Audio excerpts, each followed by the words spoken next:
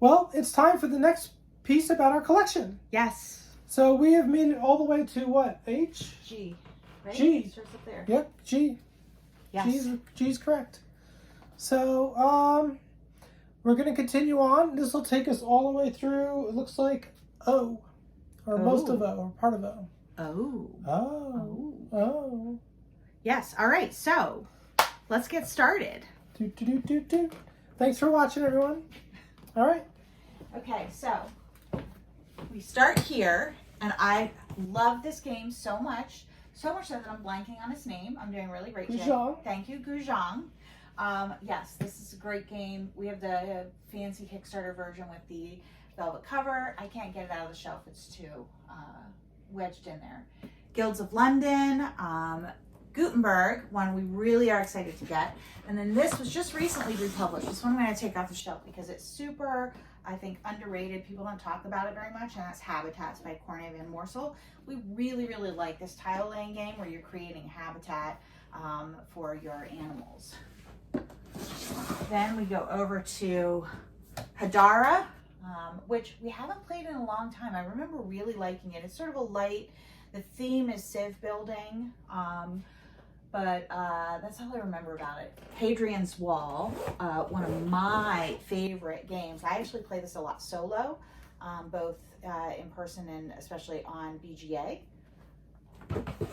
Hayabatu, which we have not played, and Hamlet. Moving on, we've got Hammer of the Scots and Hands in the Sea, two games that are outside of our normal type of game that we like, but we're still excited about them, particularly because of the theme. So we're going to go ahead and we kept those, and we're going to go ahead and play them.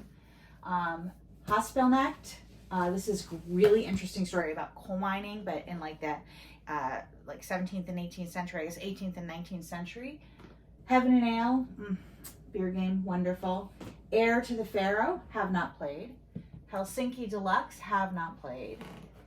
Heroes of Arcadia, which we have not played, but we're excited about because you actually drink beer while you play it, and what's not to like about that. And then Hexplore It, which goes here, through here, all the way to here. I believe that is where Hexplore It ends. So that is a very lot of game right there.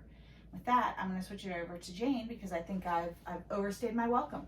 You can never overstay your welcome, dear. Anyway, after Hexplore It, and we've played Hexplore It, but we have obviously not played all of it, so I'm still shrink wrap. High Rise, which we have not played in person, but we have played online, and it's a really good game.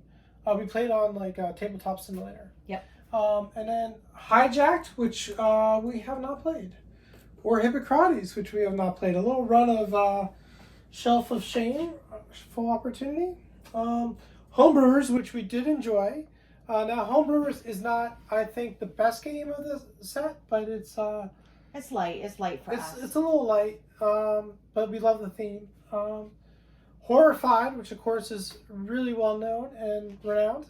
And then we have Hunted. We just talked in our other video about, which may come out after this, about one of the games of Hunted we have played, but this one we haven't played. This is Hunted Woad Ridge.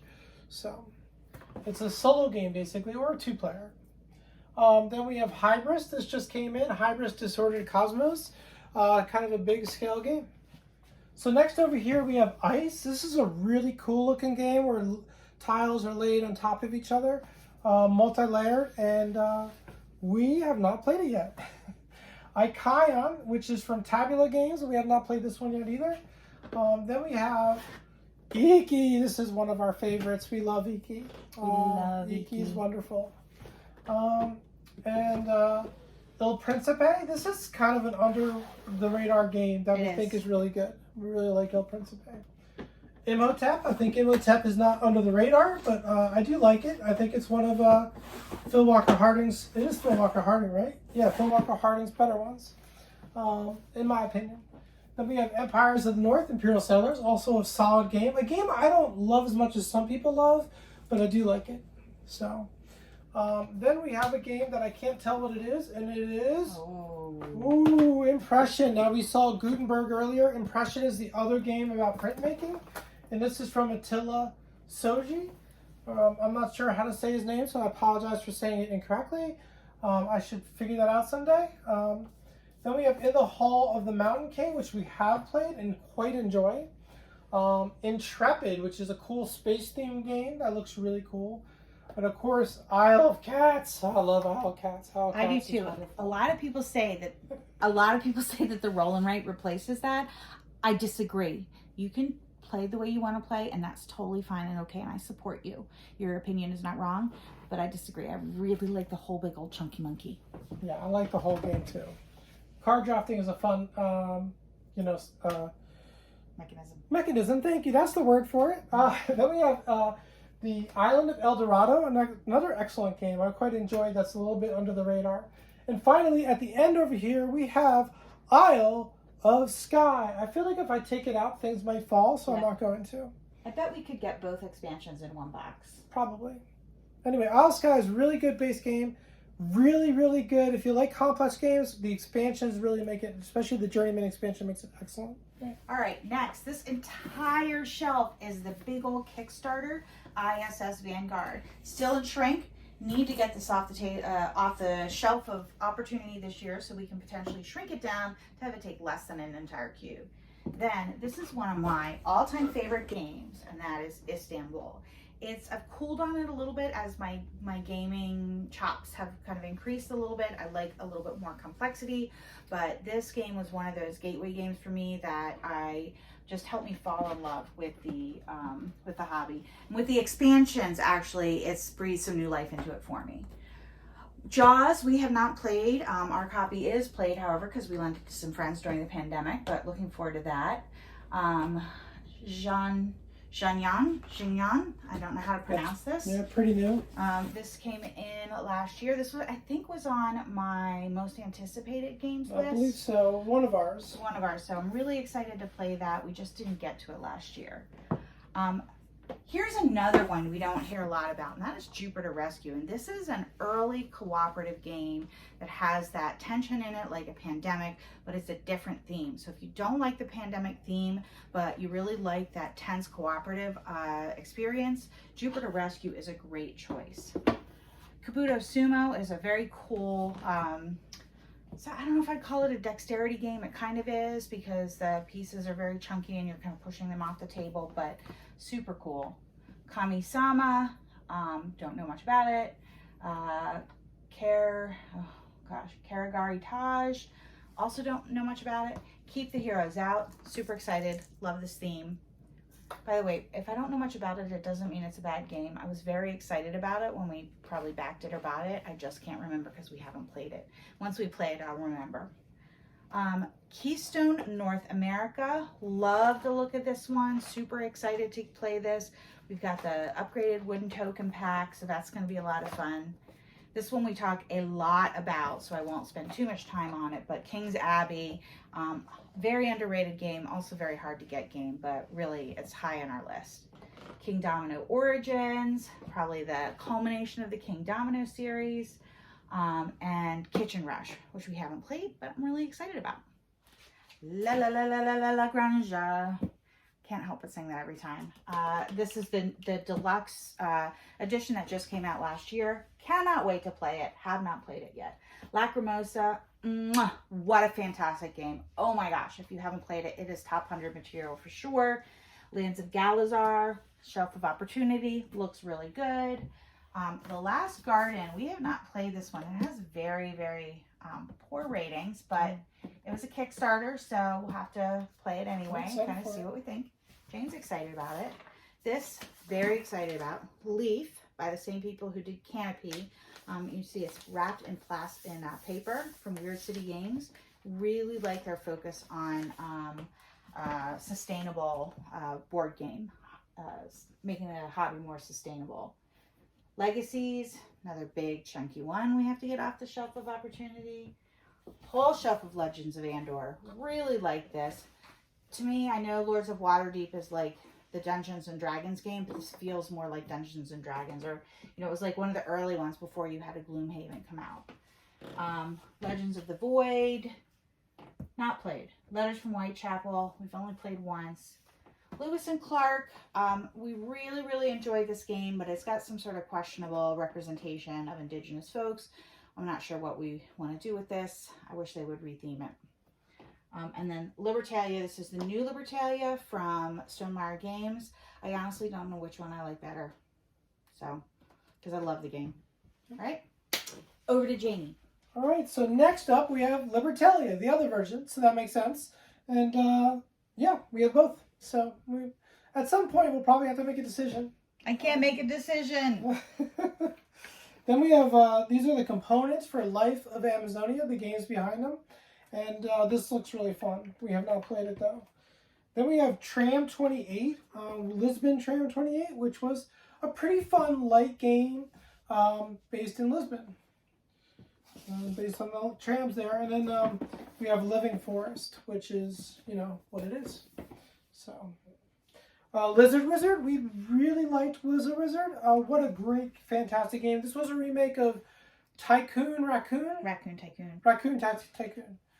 We didn't like the theme of that one, but this theme. This theme appealed to us more than Raccoon Tycoon, so we kind of went with it. Okay, and then we have Lockup. So this is, again, I'm not going to pull it out because it's tricky stuff. The expansion we have not played, but we've played the base game and really enjoy it. And then we have the Loop.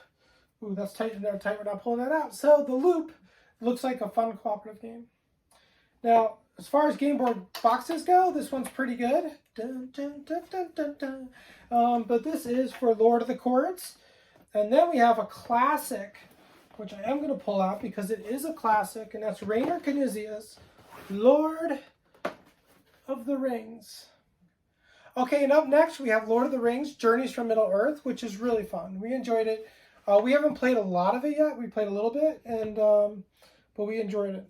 And then we have the expansion here, but we have Lords of Waterdeep, which has some lid lift and maybe some loose components, so be careful here. Ching, ching, ching, ching. That didn't sound good. All right, put that back away.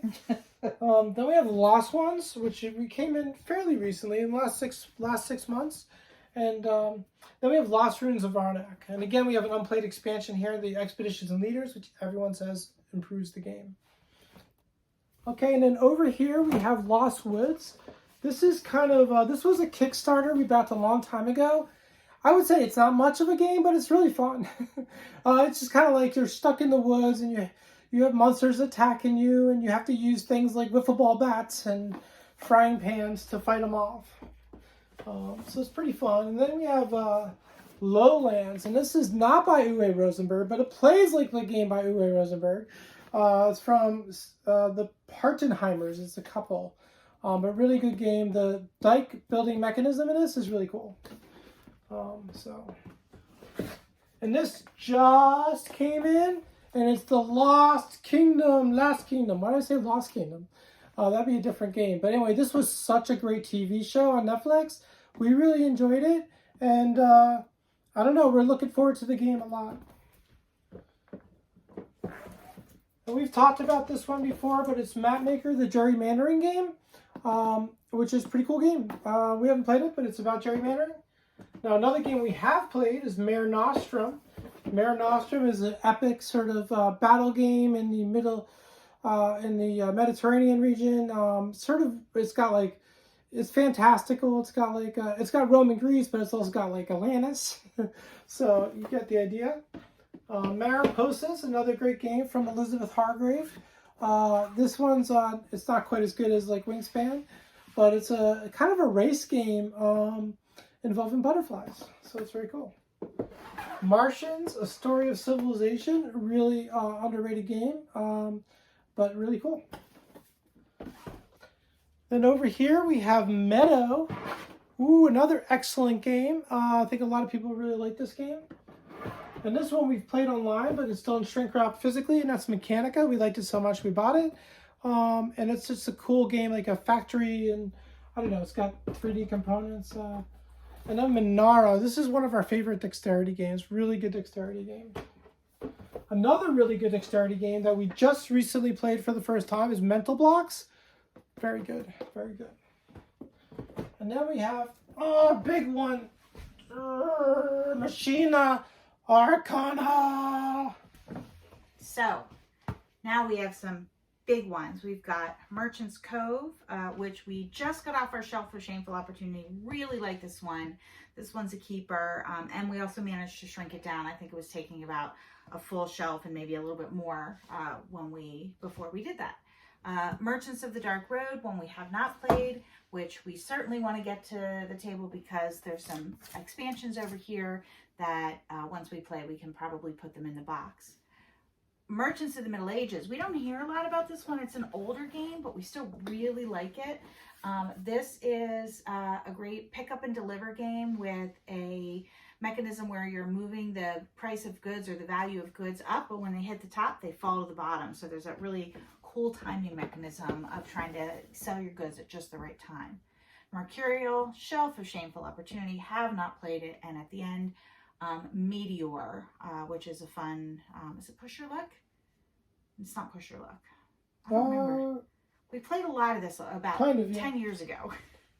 All right, there was nothing past Meteor. I couldn't tell, but it was in fact an inch of open space. So bring on the new game.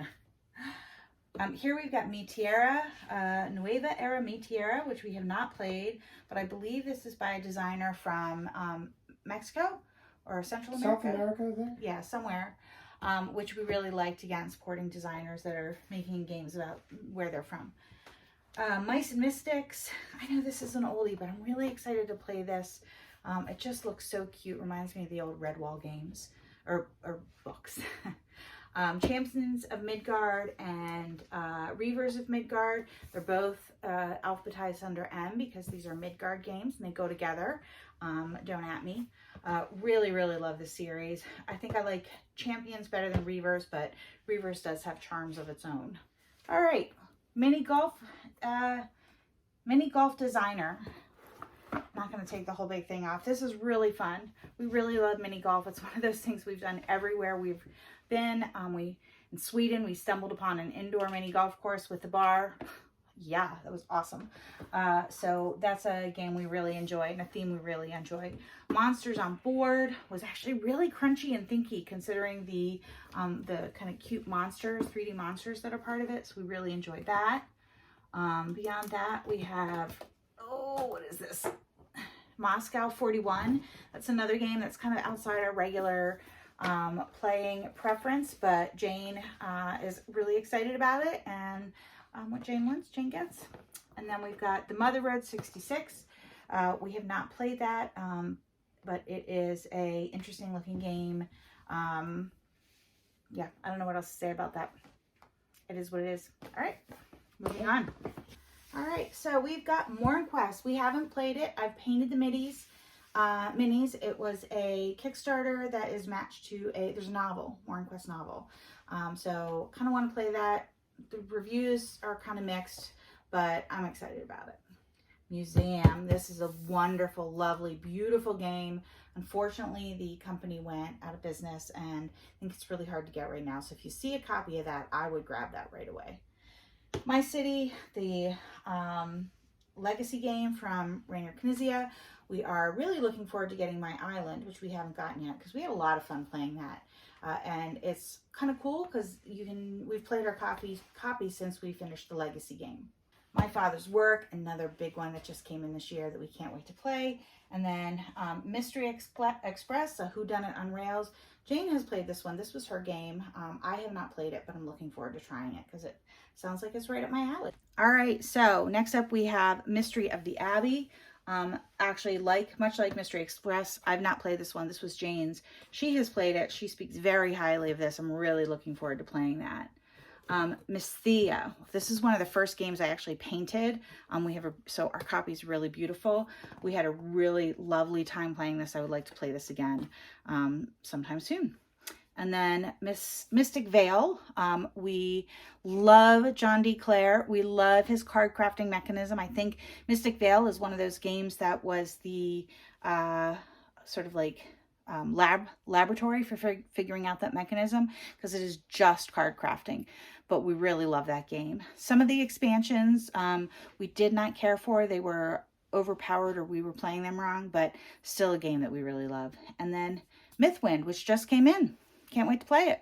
Okay, we're down to the last shelf. So this one's always a little trickier, but we're going to start off here. We got Mythic Mischief, which looks really good, but we haven't played it. Oh, this is a shelf of Unplayed Games. I can see Nanty Narking right here. And then Naramata, which is about a wine region in Canada, I believe. So eager to check that one out. Nations, which we have not played either. We just played the dice game on Yucata, but I didn't know what I was doing, so I don't know if that counts. And then we have kind of a famous game in Nemesis. So Nemesis is a pretty cool looking game. Heard really good things. Okay, then our next shelf after Nemesis, we have Nemo's War. This is a cool solo game. You can play it with two as well, although it's really a solo game at heart, and it's a really good one. It's a very high quality one, so I do recommend it. Then we have New Bedford. Okay. And we have Rising Tide, which I believe is an expansion to New Bedford. So, yep. Okay, and then we have Newspeak, which is a game we have not played. Newspeak is sort of a futuristic, you know, I don't know. I don't know much about it. I don't remember. We haven't played it though. Then we got Nina and Pinta, which we have not played, but we have played the trilogy of the North Sea. So we have Raiders of the North Sea, we have Explorers of the North Sea, we have Shipwrights of the North Sea. Now, Shipwrights we know is being redone. I'm not sure we're going to get the redone version. We don't actually love the original version. The redone version looks maybe a little better, but I'm not really sure. I haven't made my mind up about it yet, so I don't know.